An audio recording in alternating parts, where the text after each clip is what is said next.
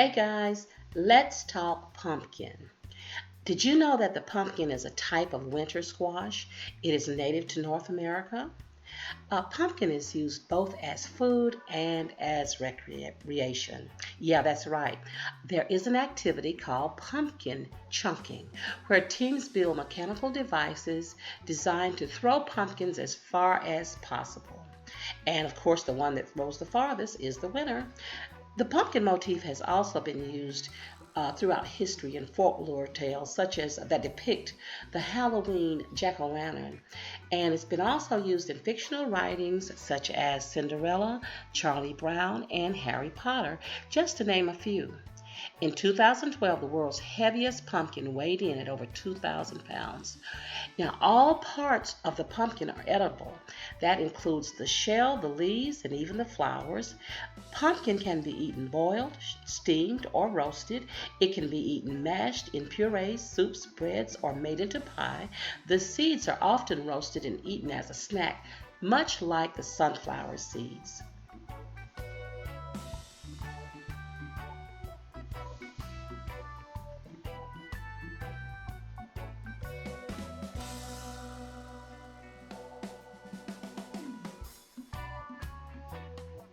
The pumpkin is a popular Halloween and Thanksgiving staple food in the United States and in Canada. Pumpkin pie can be made from fresh pumpkin, but is most often made from canned pumpkin. Now, there can be a distinct flavor difference. Commercially canned pumpkin puree is actually made from one or more types of other winter squash, like butternut, Hubbard, Boston Marrow, or Golden Delicious. This is because the USDA is very lenient when distinguishing between pumpkin and squash, and that's because they both fall under the same genus. So even though the ingredient label may read 100% pumpkin on the can that you're buying, maybe it should read variety of mixed squashes. The only brand that makes a 100% pure pumpkin is the Libby's brand that grows pumpkins specifically for themselves. But in today's pumpkin pie recipe in my kitchen, we'll be using Georgia grown fresh pumpkin. So come on with me to my kitchen. Let's get started.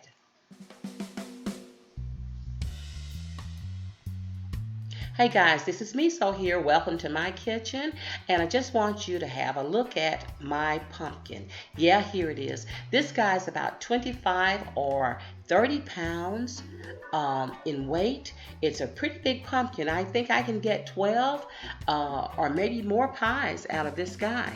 And what I'm going to do now is just get this pumpkin washed up. You want to wash your pumpkin because it's been in the field, it's been sitting on your porch, wherever it's been. It could be a little dirty on the outside, and you don't want to transfer germs from this shell to the inside of your pumpkin flesh. So we want to get this outside cleaned up really good before we get to work.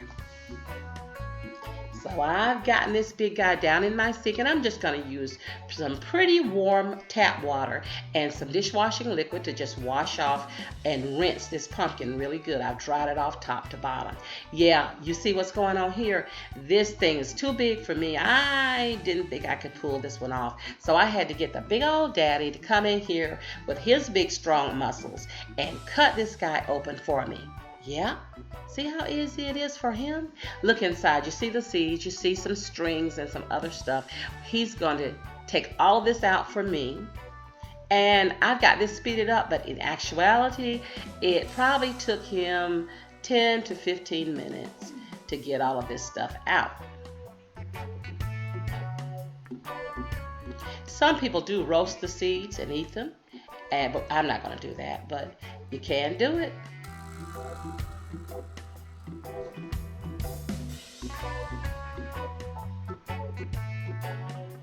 Okay, take a look inside. Now he's cutting it open for me, and he's also cutting it into smaller pieces. What I'm doing here is just going ahead and getting some oil on these. I'm using sunflower oil, and I'm just getting some oil on these pieces of pumpkin before I put them in a 350-degree oven where they'll bake for about 45 minutes. Here I am scooping the flesh out of the shell, and you can see that the shells have turned brown, and look how deep and rich that pumpkin looks. It's going to taste rich too because instead of boiling it, I baked it, and all my flavor didn't get out into the water. So here I'm mixing it. I'm adding 1 stick of melted butter and 1 teaspoon of fresh grated ginger. If you don't have fresh ginger, don't worry about it. Just use the powdered. I'm putting in 1 cup of brown sugar. You can't see that too well, but that's brown sugar. And also I'm adding in 1 cup of just regular white granulated sugar. And I do have my mixer down rather low because I don't want it to splash out on me.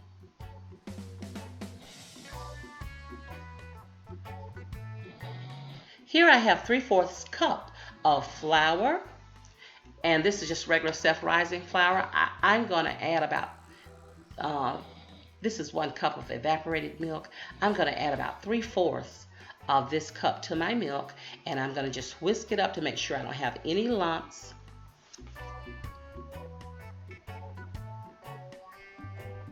Okay. I'm going to add the rest of my milk in now. So that was 1 cup total.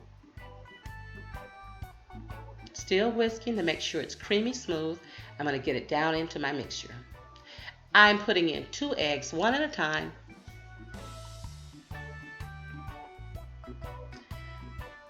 Here I have 1 teaspoon of allspice,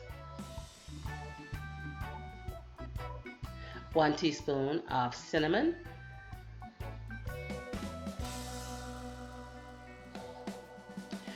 1/2 teaspoon of fresh ground nutmeg. Now, if you're using just the dry ground nutmeg, you want to put in a teaspoon.